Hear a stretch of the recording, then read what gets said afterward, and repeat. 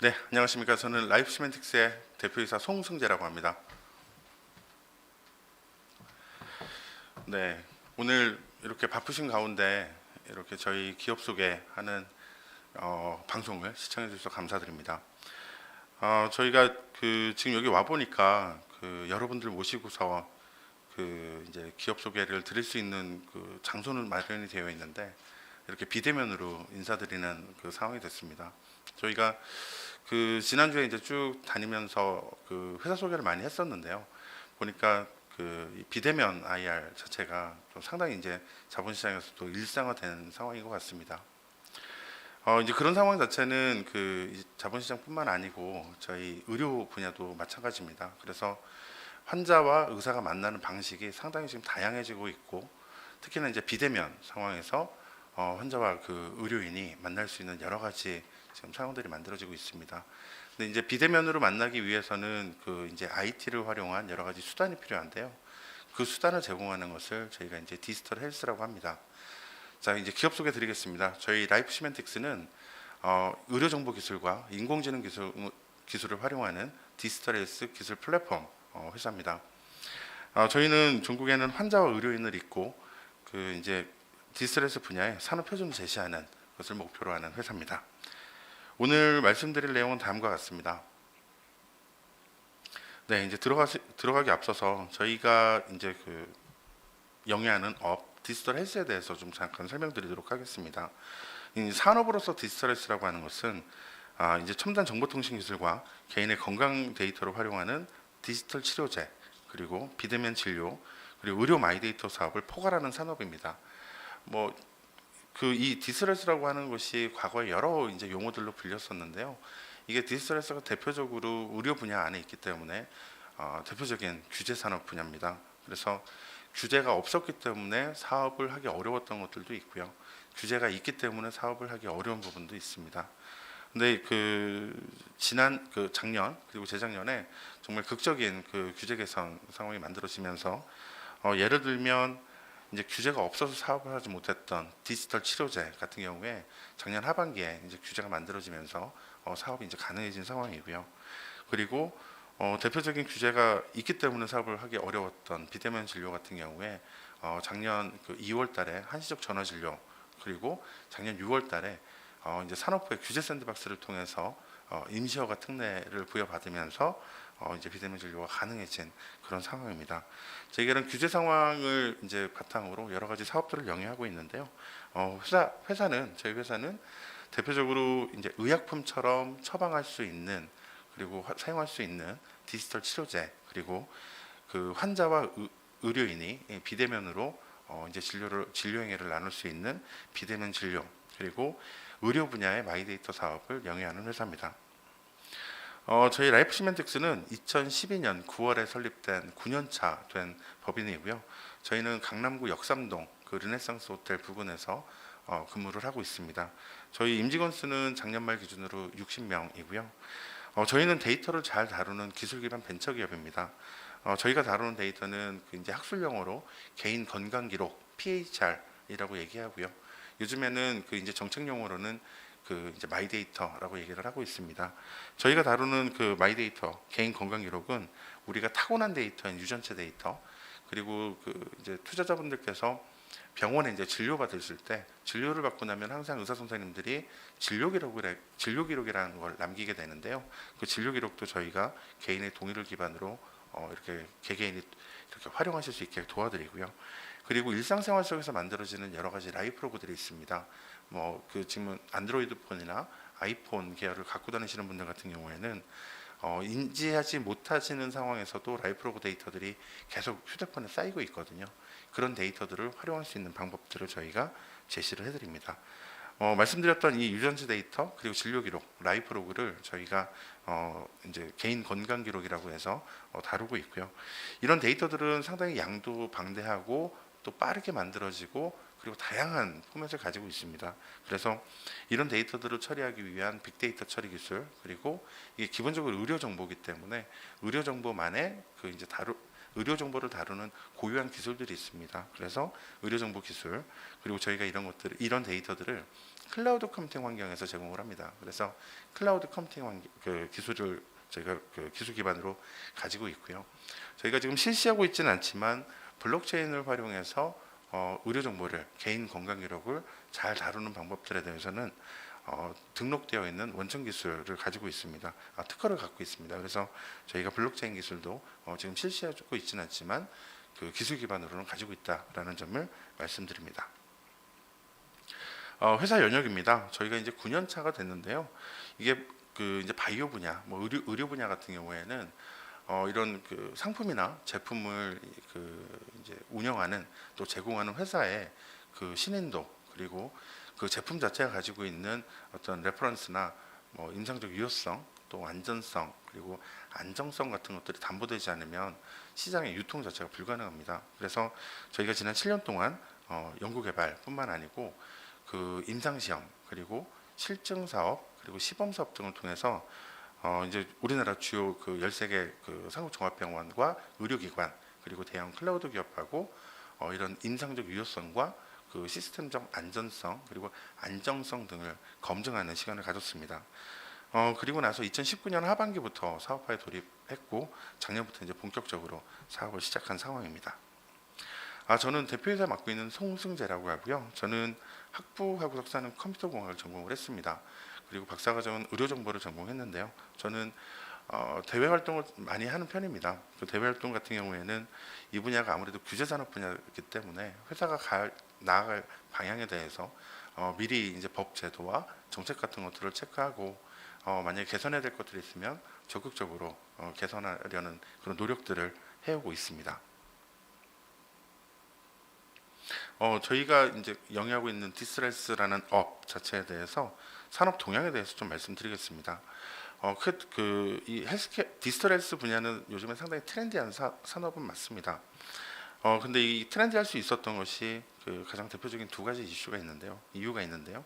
하나는 그 이제 모두 말씀드린 것처럼 많은 것들이 비대면, 그리고 디지털 전환되는 것에 대해서 우리 국민들의 인식 변화가 있었다라는 것, 의료 분야도 마찬가지라는 말씀드렸고요. 또 하나는 이게 될 수밖에 없는, 또 갈 수밖에 없는 길이라는 것이, 이게 큰 그림에서 우리나라 의료 시스템 같은 경우에 이제 공보험, 국민건강보험공단의 그 이제 정책, 그 복지부의 정책에 상당히 민감하게 반응할 수밖에 없습니다. 근데 지금 공범인 그 건강보험 재정 자체가 지금 적자 전환한 지가 꽤 오래됐고, 이런 적자 전환 되고 나서 이제 재정의 위협을 받을 정도로 지금 상황이 어렵기 때문에, 이게 그 인구 고령화 때문에 여러 가지 고민을 하고 있는 모든 국가들은 이 디지털 헬스라고 하는 것을 도입함으로써 여러 가지 재정 그 지출을 저감시키는 여러 고민들을 하고 있습니다. 그래서 보시는 슬라이드 오른쪽에 있는 그 자료가 미국 FDA에서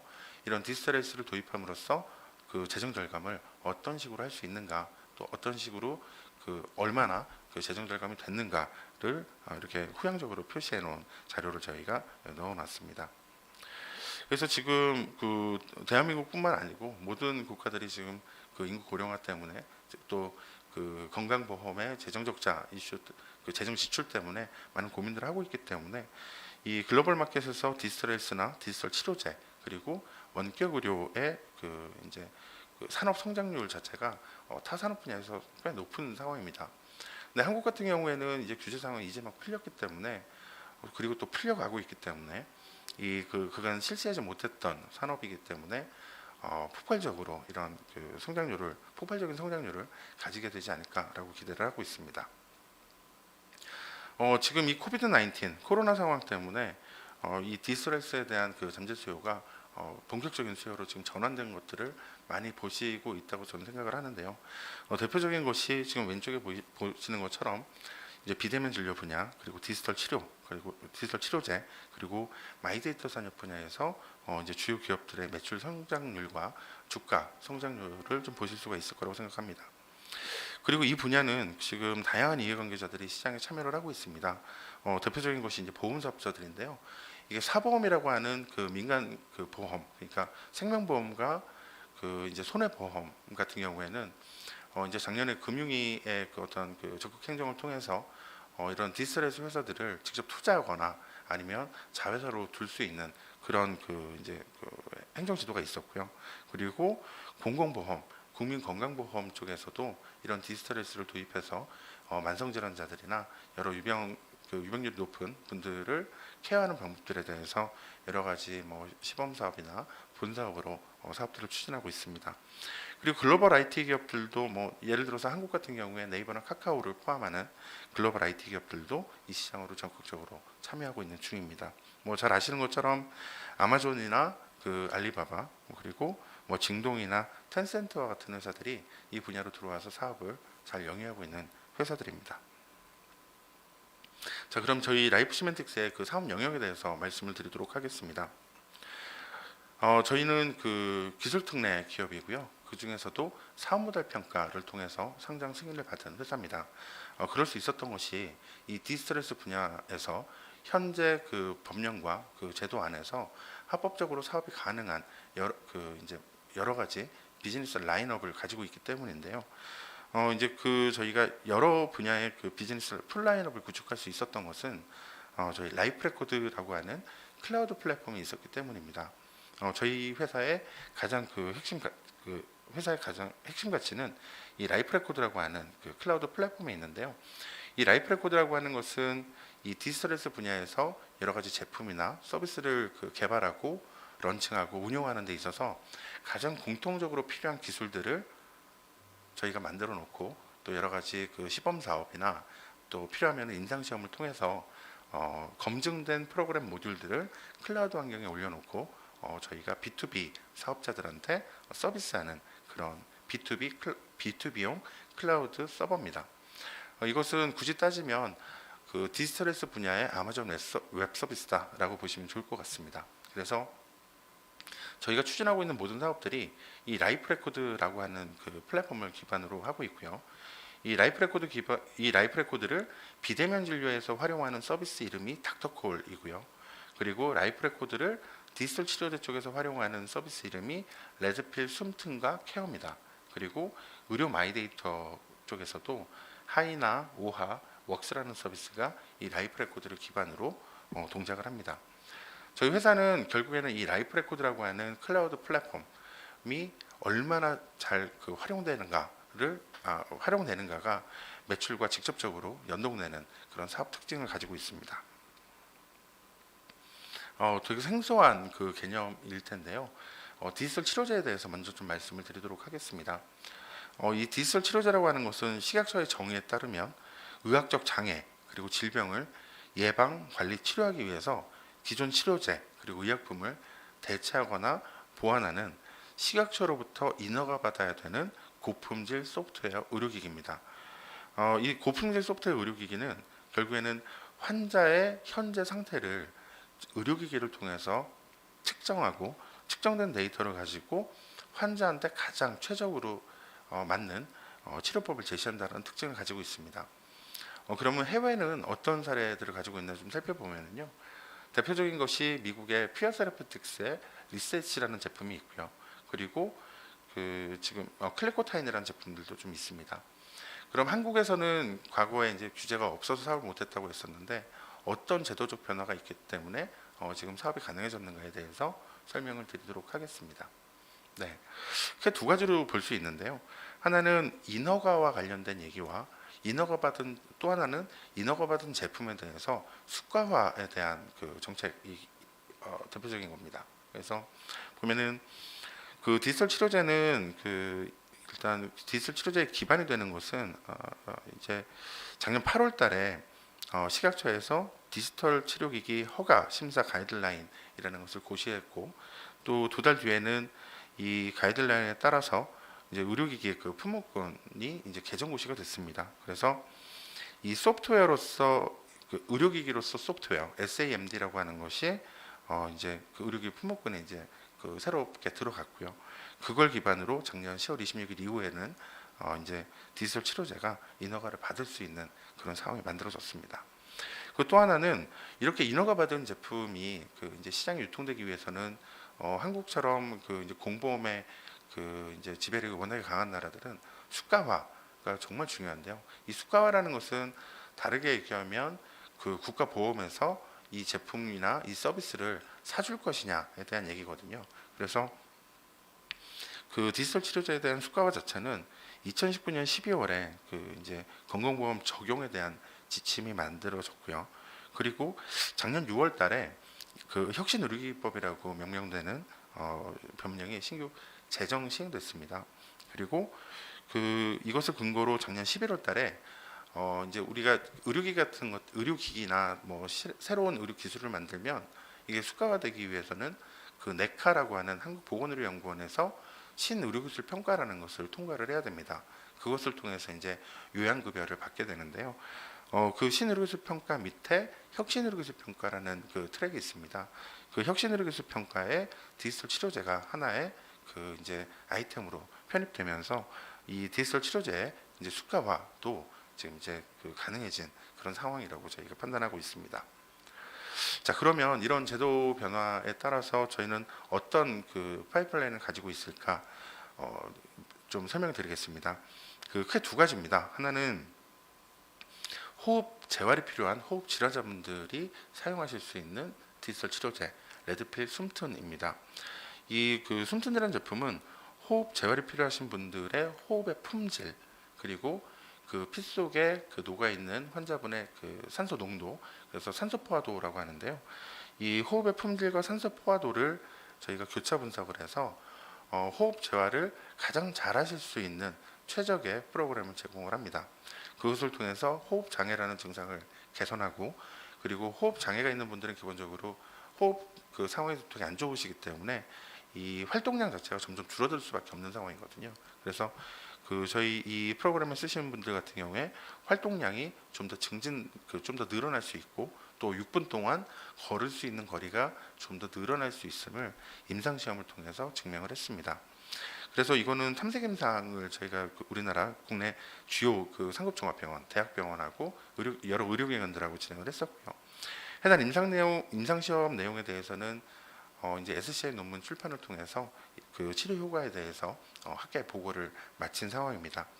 현재는 그 저희가 식약처에 허가 인상을 준비 중에 있는 파이프라인이기도 합니다. 우리나라의 그 호흡기 질환자 수는 그 작년 기준으로 약 330만 명 정도가 되고요. 이 호흡기 질환자분들은 매년 늘어나고 있는 중입니다. 저희가 여기서 호흡기 질환이라고 하는 것은 COPD 환자, 뭐 예를 들어서 COPD라고 하면 만성 폐쇄성 폐질환 환자, 천식 환자, 그리고 폐암 환자분들을 다 포함하는 상황입니다. 근데 지금 이런 그 디지털 치료제로서 호흡 재활 프로그램이 왜 중요하냐를 살펴보면 임상 현장에서 이 호흡 재활이 필요한 분들한테 호흡 재활 서비스를 제공할 수 있어야 되는데, 지금 그 호흡기 재활 수가 자체가 워낙에 낮다 보니까 이런 호흡기 재활 서비스를 그 의료기관이 이제 그 좀 적극적으로 제공하기가 쉽지가 않은 상황입니다. 그 이유는 수가가 너무 낮은 상황이기 때문에 그 서비스를 제공하면 제공할수록 의료기관이 적자를 이제 보는 구조이기 때문에 그 좀 기대만큼 좀 활발하게 이루어지지 않는데요. 그렇기 때문에 재택 환경에서 호흡 재활이 필요한 분들이 이런 그 디지털 치료제를 활용하실 수 있는 기회들을 이제 저희가 마련하고자 하고 있고, 그것이 이제 그 시장의 규모하고 또 이어질 수 있는 얘기라고 생각을 합니다. 이제 그 다다음 슬라이드에서 이 그 디지털 치료제가 어떻게 구성이 되어 있고 어떻게 비즈니스 구조가 나오는지 좀 설명을 드리도록 하겠습니다. 자, 두 번째 파이프라인입니다. 저희가 레드필 케어라고 하는 그 암 환자분들, 특히나 방사선 치료나 항암 치료를 받고 계시는 분들이 재택 환경에서 예후 관리를 하실 수 있는 디지털 치료제를 저희가 두 번째 파이프라인으로 가지고 있는데요. 지금 보면 그 암 환자분들 같은 경우에는 이제 그 방사선이나 아니면 항암 치료를 받으실 때 결국에는 병원에서 그 항암제 투여를 받고 집에서 이제 재택 환경에서 스스로 그 몸 관리를 하셔야 되고, 그리고 몸 관리가 좀 예를 들어서 영양 관리가 잘 안 된다, 뭐 내지는 호중구 수치 관리가 잘 안 된다 그러면 이 여러 가지 그 치료 스케줄 자체에 상당한 영향을 미치게 되는데요. 이런 과정 때문에 저희가 그 환자분의 영양 관리나 그 운동 재활 관리, 그리고 또 가장 중요한 이 심리적 변화 상태 때문에 그 멘탈 관리 같은 것들을 같이 해드립니다. 그래서 그 이런 과정, 이런 그 저희가 의료적 중재를 통해서 환자분들의 삶의 질이 그 이제 좀 더 향상되는 그런 치료 효과를 증명하는 데 중점을 줬고요. 이런 과정 자체도 우리나라 그 이제 주요 대학병원들 그리고 의료기관하고 임상시험을 진행을 했었고 치료 효과를 확인을 했습니다. 해당 내용에 대해서도 그 SCI 논문으로 저희가 학회 보고를 마친 상황입니다. 우리나라의 그 신규 암 환자분들은 작년 기준으로 약 26만 명 정도가 되고요. 매년 조금씩 늘어나고 있는 추세입니다. 자, 그러면 그 이런 디지털 치료제가 어떤 비즈니스 구조가 나오는가에 대해서 좀 설명을 드리도록 하겠습니다. 저희가 그 가지고 첫 번째 설명드렸던 숨튼이라고 하는 호흡 재활 프로그램에 대해서 좀 설명을 드릴게요. 지금 보시는 것처럼 여기 오른쪽에 이렇게 입에다 물고 불고 있는 것이 이게 스마트 폐활량계입니다. 그래서 이런 그 전통 의료기기들을 통해서 그 이제 호흡의 품질을 이제 그 측정을 합니다. 얼마나 그 몇 리터의 호흡을 내뱉을 수 있는가, 몇 리터의 호흡을 덜어 마실 수 있는가, 그리고 지속적으로 내뱉을 수 있는가, 그러니까 천천히 내뱉는 거, 뭐 이런 것들을 이런 그 스마트 폐활량계를 통해서 저희가 측정을 하고요. 여기 이미지가 좀 잘리긴 했는데 여기에 보면 그 이런 웨어러블 기기에 센서가 연결돼서 이제 손가락 끝에서 산소 포화도를 측정하는 그 스마트 그 이제 산소 포화도계가 있습니다. 그러면 요 두 개의 그 전통 의료기기에서 측정된 값을 가지고 스마트폰에서 받아서 처리를 하는데요. 이 처리를 하는 모바일 애플리케이션, 뭐 우리가 그냥 앱이라고 하는 그런 모바일 애플리케이션이 디지털 치료제입니다. 그래서 저희 숨통 같은 경우에는 이 그 스마트 폐활량계와 스마트 산소포화도계와 또 별개로 이 소프트웨어로 구성되어 있는 디지털 치료제로 구성되어 있습니다. 그래서 이 디지털 치료제에서 이제 그 각 의료기기에서 측정된 값을 가지고 분석을 해서 그 환자분의 그 이제 산소 포화도를 보고 또 몸의 그 호흡 재활 시에 몸에 걸리는 부하들을 보고서 호흡 재활의 강도나 지속 시간 같은 것들을 컨트롤 해드립니다. 이런 것들이 그 결국에는 호흡 재활에 도움이 된다라는 것을 그 이제 치료 효과를 이제 증명을 한 것이고요. 임상 시험을 통해서. 그래서 지금 보면 이 전통 의료기기로 분류되는 이 스마트 폐활량계와 그 산소포화도계 같은 경우에는 저희가 의료기기상이나 뭐 이런 데서 직접 판매를 한다거나 혹은 렌트하실 수 있는 그 구조, 비즈니스 구조를 가지고 있고요. 그리고 이 그 소프트웨어로 구성되어 있는 디지털 치료제 자체는 그 여러분들 멜론이나 그 이제 유튜브 프리미엄 같은 거 보면 매월 이제 비용을 내시면서 사용하시잖아요. 그런 것처럼 그 월 구독 모델로 구성이 되어 있습니다. 그리고 지금 이런 그 지금 디지털 치료제 같은 경우에는 그 이제 만성질환 그런 비용을 얼마나 받을 수 있는가 좀 살펴보면 레퍼런스 할 수 있는 것이 그 이제 복지부에서 이제 만성질환자분들을 이제 의료기관에서 한 달 동안 케어하면은 주는 수가가 있습니다. 이게 만성질환 관리제 수가라고 얘기를 하는데요. 그게 이제 대체로 5만 원에서 6만 원 그 사이가 됩니다. 그리고 호흡 재활을 이제 호흡 재활 서비스 제공하게 되면 1회를 제공하는 데 있어서 약 5만 원에서 8만 원 정도의 이제 수가가 책정되어 있는데요. 그 이제 그 사이 정도의 월 과금이 책정되지 않을까라고 기대를 하고 있습니다. 앞으로 보시는 디지털 치료제와 관련되어 있는 이제 비즈니스 구조는 좀 전에 제가 설명드렸던 이런 그 구조를 크게 벗어나지는 않을 거라고 생각을 합니다. 자, 저희 두 번째 그 사업입니다. 비대면 진료를 이제 중개해드리는 그런 서비스 플랫폼이고요. 저희가 닥터콜이라고 서비스명을 지금 운영하고 있습니다. 통상 닥터콜이라고 하는 것은 항공기에서 이제 의료인을 부르는 행위를 닥터콜이라고 하는데요. 저희가 제공하고 있는 비대면 진료 중개 서비스 플랫폼인 닥터콜은 식약처에 유일하게 신고되어 있는 의료기기입니다. 상용화되어 있는 그 서비스 중에 유일하게 이제 신고되어 있는 의료기기고요. 이 닥터콜 자체는 크게 그 재외국민 대상으로 하는 서비스 모델이 있고요. 또 하나는 내국인을 대상으로 하는 서비스 모델이 있습니다. 저희가 재외국민 대상으로 그 서비스를 제공하는 것은 작년 6월달에 산업부의 산업융합 촉진법에 의거해서 임시허가 특례를 받아서 지금 사업을 추진하고 있고, 내국인 모델 같은 경우에는 작년 2월달에 그 복지부에서 적극 행정을 통해서 이제 행정지도가 나온 그 이제 한식 전화진료 트랙에 태워가지고 사업들을 진행을 하고 있습니다. 저희가 이제 분당서울대병원을 비롯한 그 우리나라 상급종합병원과 동네 의원들 또 한의원을 포함해서 지금 57개 의료기관과 같이 사업을 하고 있고요. 이런 그 비대면 진료 같은 경우에는 여러분들이 생각하시는 그 이제 보통의 예약 서비스와 그 이제 화상회의 서비스 그리고 이런 그 IT 서비스를 통해서 원격지에 있는 환자분의 몸 상태, 예를 들어서 의료기기로 측정할 수 있는 몸 상태, 혈압이나 혈당이나 체온이나 여러 가지 체성분이나 이런 것들을 그 이런 닥터콜을 통해서 의료인한테 그 보내드릴 수 있는 그런 그 기능들을 제공을 하고 있습니다. 그래서 그 보면은 내가 그 이제 진료받고 싶은 의료기관 그리고 진료과 그리고 선생님을 선택을 하고 진료 시간에 대한 슬롯을 정하고 예약을 하죠.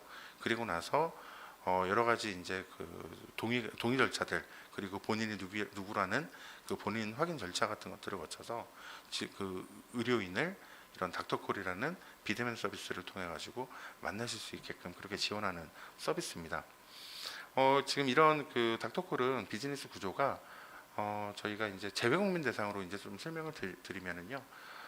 지금 예를 들어서 지금 재외국민 같은 경우에는 진료비가 좀 비싼 편인데요. 외국인 그 수가와 이제 비슷하게 지금 책정이 되어 있어서 그래서 지금 그 특정 의료기관의 이제 정책을 기준으로 말씀을 드리면 환자분이 그 특정 의료기관을 선택하시면 그 진료 시간을 선택하실 수가 있어요. 근데 그 진료 시간의 최소 단위가 20분입니다. 그리고 20분이라는 그 진료 시간에 대한 진료비는 그 이제 미국 달러로 160달러입니다. 한국 돈으로 한 18만 원 정도가 되고요. 그러면 저희는 그 이 진료비 18만 원에 약 20% 정도를 과금할 수 있게끔 이제 복지부하고 협의가 되어 있는 상황입니다. 그래서 그 지금 진료비의 그 이제 최대 20%를 저희가 서비스 이용료로 과금할 수 있는 그런 비즈니스 구조라고 보시면 좋을 것 같습니다. 그리고 환자분들 같은 경우에는 그 의료인을 만나실 때 본인의 몸 상태를 그 이제 정성적으로 얘기해, 저 열이 나는 것 같아요,라고 정성적인 표현이 아니고 그 측정해서 숫자로 이렇게 커뮤니케이션하는 것이 매우 중요하거든요. 이제 그런 것들을 원격 모니터링이라고 합니다. 그래서 제가 열이 좀 있습니다. 체온은 예를 들어 38도네요. 라고 측정할 수 있는 스마트 의료기기들이 저희가 취급하거나 저희가 취급하는 의료기기들이 있습니다. 그리고 저희가 연동을 지원하는 스마트 의료기기들이 있는데요. 그런 의료기기들을 가지고 계신 것들은 그냥 사용하시면 되고 이제 없는 것들은 구매하실 수 있는데 그런 그 의료기기 판매에 대한 것도 비즈니스 구조 안에 포함이 되어 있습니다. 이게 결국에는 그 이제 그 제도권 안으로 잘 들어와야 되는데요. 이 비대면 진료 같은 경우에 저희가 재외국민 서비스 같은 경우에는 작년 6월 달에 그 말씀드렸던 대로 산업융합촉진법에 의해서 임시허가 특례를 받은 건데요. 이 임시허가 특례를 받았다라는 것이 결국에는 관련 법령의 제도의 개정을 통해 가지고 이 그 이제 불합리한 것들을 해소하는 걸 전제로 특례를 주는 거거든요. 그래서 저희가 이제 그 재외국민 대상의 서비스 비대면 서비스를 할 수 있도록 임시허가 특례를 받았다는 것은 관련 법이나 제도가 이제 그 개정되거나 아니면 새로운 법이 이제 제정되어야 된다라는 것을 함의합니다. 포함하고 있는 얘기예요. 그래서 이 제도화를 위해서 그 비대면 진료 서비스에 대해서 여러 가지 지금 사회적 합의를 회사 차원에서도 열심히 그 움직이고 있는 중입니다. 네, 그리고 저희 마지막 그 사업 내용입니다. 금융 분야의 마이데이터를 그 우리는 잘 쓰고 있죠. 예를 들어서 토스나 뱅크샐러드 그리고 이런 그 이제 그 스타트업들이 촉발한 그 이제 디지털 전환 그리고 비대면 서비스들 때문에 여러 증권사들이나 또 이제 은행 같은 회사들의 그 서비스들이 정말 많이 개선된 것을 저희가 이제 몸소 체감하고 있는데요. 지금 의료 분야도 마찬가지입니다. 그래서 의료 분야의 마이데이터 같은 경우에도 원래는 금융 분야의 마이데이터하고 비슷하게 시작할 수 있었는데 그 이제 이해관계 조율 과정을 거치면서 시간이 좀 늘어졌고요. 지금 금융 분야보다 한 2년 정도 늦게 이제 지난달에 사업이 시작이 된 상황입니다. 그래서 의료 분야의 마이데이터에 대해서 좀 설명을 드리도록 하겠습니다. 금융 분야의 마이데이터처럼 의료 분야의 마이데이터도 저희 이제 다루는 데이터가 금융 데이터냐 아니면 앞서 말씀드린 개인 건강 기록이냐 내 몸과 관련되어 있는 데이터냐 이런 차이만 있습니다. 데이터가 만들어지고 수집되고 저장되고 분석해서 가치를 만들고 그 사용자한테 전달할 수 있는 최적화 과정을 거쳐서 사용자가 소비하는 이런 과정들이 반복적으로 이루어지게 되는데요. 이런 과정에서 필요한 필수 공통 기술들을 앞서 말씀드렸던 라이프 레코드라는 그 클라우드 플랫폼에 저희가 미리 만들어서 잘 테스트해서 올려놓은 상황입니다. 그래서 이 그 디스트레스 분야의 기술 플랫폼 라이프 레코드를 통해서 이 여러 가지 의료 분야의 마이데이터 사업을 영위할 수 있는 구조가 만들어지는 건데요. 저희가 이 라이프 레코드에서는 크게 11가지 핵심 서비스를 제공하고 있습니다. 크게 3가지만 좀 말씀을 드리면은요. 하나가 이게 의료 데이터 쪽 얘기할 때 항상 그 데이터가 비표준화되어 있기 때문에 사용하기 어렵습니다 라고 얘기하는데요. 저희 같은 경우에는 메디컬 터미널로지라고 하는 그 의학용어 체계를 잘 다루기 때문에 이런 비표준화되어 있는 의료 데이터를 표준화해서 기계들이 인식할 수 있고 활용할 수 있게끔 하는 그런 기술들이 있습니다. 그런 기술에 대해서 저희가 이 라이프 레코드라는 그 플랫폼에다가 이제 기능으로 추가해서 저희 B2B 고객분들이 사용하실 수 있게끔 그렇게 제공을 하고 있고요. 또 하나는 AI 서비스입니다. 인공지능 서비스인데 예를 들어서 그 건강검진 데이터, 나의 건강검진 데이터를 가지고 그 내가 이제 발병할 수 있는 주요 질환에 대해서 확률 같은 것들을 예측해 드리는 그런 서비스가 있습니다. 이제 그런 것들이 이제 이런 AI 서비스를 통해서 만들어질 수 있는 서비스인데요. 그런 그 기능들도 저희가 라이프 레코드라는 그 플랫폼 차원을 제공을 하고 있고요. 또 하나는 이제 데이터 3법이라고 이제 얘기하는 뭐 개인정보보호법을 비롯해서 여러 가지 이제 데이터와 관련되어 있는 이슈들이 있는데 저희가 저희 플랫폼에서는 그 합법적으로 다룰 수 있는 데이터의 범위를 특정해 드리고 그 데이터를 마이 데이터로서도 좀 활용하실 수 있게끔 기능적으로 제공을 하고 있고 또 하나는 빅데이터로서도 활용하실 수 있게끔 도와드립니다. 그럴 수 있는 기능들을 제공하고 있는데요. 현행 법령에 맞게끔 비식별화하고 익명화할 수 있고 뭐 그거에 대해서 그 숫자나 텍스트나 그 의료 영상 같은 것들을 다 포함하는 그런 그 기능들을 제공을 하고 있습니다. 그래서 저 정리해드리면 그 텍스트나 숫자나 의료 영상 같은 것들이 마이데이터를 모여서 빅데이터가 만들어지더라도 빅데이터가 충분히 비식별화해서 그 현행법 안에서 활용될 수 있게끔 하는 그런 기능들을 같이 제공하고 있습니다. 이런 이유 때문에 저희가 그 이제 B2B 사업에 조금 더 집중을 하고 있는데요. 라이프 레코드는 크게 B2B 사업자 그리고 B2B 비즈니스가 있습니다. 그래서 그 라이프 레코드는 크게 저희 기업 고객이나 지자체, 정부기관이 저희 이제 큰 고객이고요. 또 하나는 이 라이프 레코드를 잘 소비가 되면 될수록 저희는 매출을 할 수 있는 구조이기 때문에 저희가 직접 B2C 사업을 만들어서 고객분들한테 서브하고 있기도 합니다.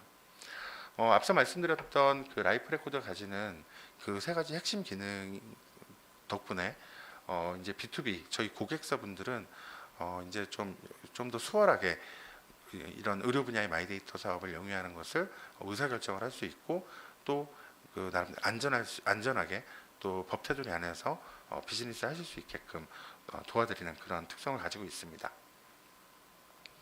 대표적으로 좀 말씀드리면요, 저희가 보험업권 그리고 헬스케어 그리고 건설업권에서 주요 기업들하고 이제 계약을 체결했거나 계약 체결을 준비 중에 있는데요. 대표적으로 2가지만 좀 말씀을 드리면요. 예를 들어 지금 하나생명 그 가입자분들 같은 경우에는 헬로우라는 서비스를 쓰고 계실 것 같아요. 이 헬로우라는 서비스는 그 내 데이터가 뭐 국민건강보험공단에도 가 있고 또 휴대폰에도 흩어져 있고 뭐 여러 개로 이제 흩어져 있는데 데이터를 헬로우라는 서비스로 취합해서 관리할 수 있게끔 해드리는 서비스입니다. 뭐 마치 토스 서비스 쓰면 내가 그 사용하고 있는 여러 은행들의 데이터가 토스 앱으로 다 모여서 지금 총 잔액은 얼마인지, 뭐 대출은 얼마가 있는지, 뭐 내 신용도는 얼마인지 이런 것들을 통합해서 그 레포트 받을 수 있잖아요. 비슷한 상황입니다. 그래서 하나생명의 그런 그 헬로란 서비스가 있는데요. 그 헬로라는 서비스가 저희 라이프 레코드 기반으로 동작을 하고 있습니다.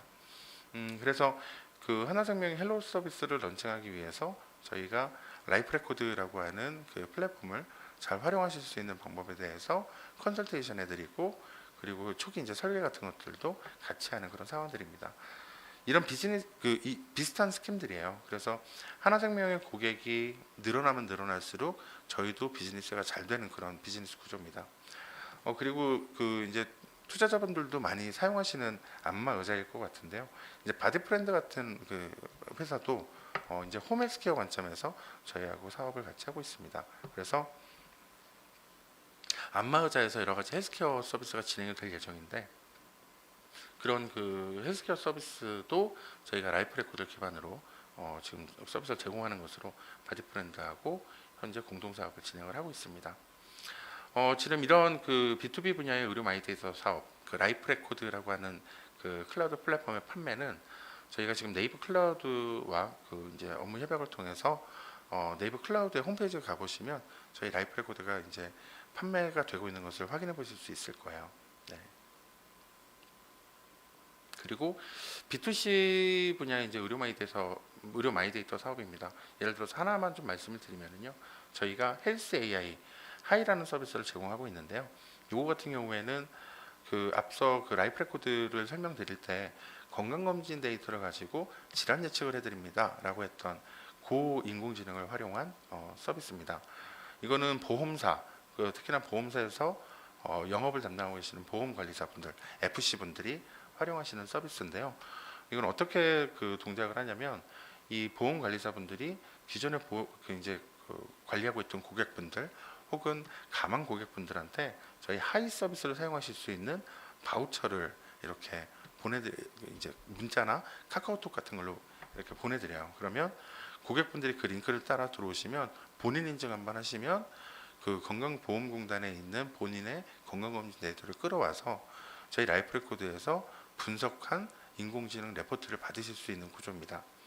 그리고 그 레포트에 대해서 보험관리사분들한테 이제 공유를 해드리면 보험관리사분들이 이런 여러 그 질환 예측 그 결과를 보고서 보장성 분석을 해드리고 보험을 리뉴얼하거나 아니면 이제 신규 이제 상품에 대해서 소개해드리는 그런 이제 구조로 이제 되어 있습니다. 그래서 그 보험관리사들 입장에서는 이제 비대면으로 보험 영업을 하실 수 있는 그런 지원적으로서 이렇게 판매가 되고 있는 거고요.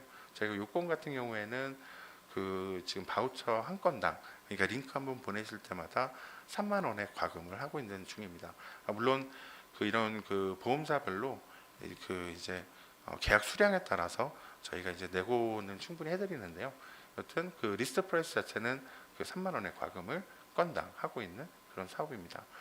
전반적으로 보면 다 그런 식으로 저희가 라이프 레코드가 제공하고 있는 여러 가지 기능들을 이렇게 그 B2C 사업을 통해서 고객분들이 직접 소비하실 수 있게끔 구조를 짜고 있고, 이 소비가 늘어나면 늘어날수록 저희는 매출을 충분히 할 수 있는 그런 사업 구조를 가지고 있습니다.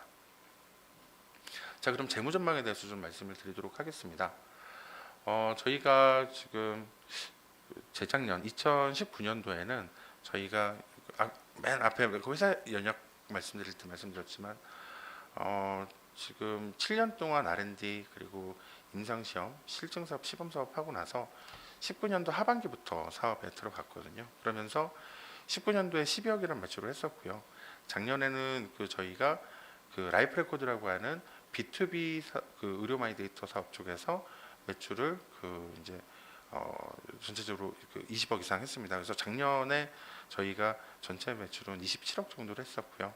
그리고 올해는 이 B2B 의료 마이데이터 사업 39억과 비대면 진료 그리고 B2C의 의료 마이데이터 사업 33억을 포함해서 그리고 디지털 치료제 11억을 포함해서 총 84억의 매출을 할 계획을 가지고 있습니다.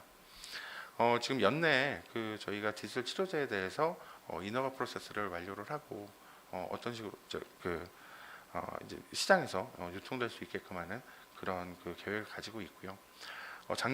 내년에는 이 디지털 치료제에 대해서 저희가 좀 사업을 본격화할 예정이고, 올해는 저희가 이제 숨튼이라는 제품을 먼저 그 런칭할 예정에 있고요. 그리고 내년에 그 저희가 암 환자분들의 예후 관리 서비스도 그 임상시험을 통해서 시장에 좀 출시할 예정에 있습니다. 그래서 그 2022년에는 179억의 매출을 할 계획을 가지고 있습니다. 네, 이런 과정들을 통해서 저희가 그 일단 한국에서 충분한 레퍼런스를 쌓고 그리고 나서 글로벌 디스트레스 기업으로 좀 도약을 할 생각입니다. 그런데 이게 그 우리나라뿐만이 아니고 이 디스트레스 분야 또 의료 분야 같은 경우에는 거의 그 모든 국가들이 다 규제 산업 분야로 통제하고 있기 때문에 저희가 그 이제 해외 현지에 진출을 희망하는 해외 현지에 좀 미리 진출해서 뭐 임상 시험부터 인허가 과정들을 저희가 챙겨야 됩니다. 그래서 1차적으로는 저희가 그 미국 FDA의 인허가를 받기 위해서 이제 허가 임상을 미국에서 좀 진행을 할 계획을 가지고 있고 그걸 위해서 지금 미국의 법인 그 설립을 좀 여러 다각도로 지금 검토 중에 있는 중입니다. 저희가 이제 미국 시장이나 뭐 인도나 중국 시장을 좀 살펴보고 있는 이유가 있는데요. 예를 들어 아까 숨턴이라고 하는 디지털 치료제 같은 경우에 한국에서 타겟팅하고 있는 전체 시장이 한 330만 명이라면 지금 미국 같은 경우에 COPD 만성 폐쇄성 폐질환 환자들만 하더라도 저희가 2016년 기준으로 미국만 1,700만 명이고 중국과 인도가 각각 5,500만 명입니다. 그리고 이 그 지금 COPD 환자분들은 점점 늘어나고 있는 상황이기 때문에 저희가 저런 그 좀 큰 시장을 가지고 있는 또 많은 환자분들을 이렇게 좀 케어해야 되는 국가들로는 적극적으로 진출을 고려하고 있는 중입니다. 네. 오늘 그 드릴 말씀은 여기까지 드리고요. 저희가 그 오늘하고 내일 이제 그 수요 예측이 있습니다. 그래서 저희가 상장 이후에 또 저희가 정말 잘해서 그 이 자리에서 약속드렸던 어떤 그 재무 계획에 대해서 또 매출 그 성장률에 대해서 약속드린 이상으로 저희가 성과로 보답할 수 있게끔 노력하겠습니다. 네, 긴 시간 그 말씀 드려주셔서 감사드립니다.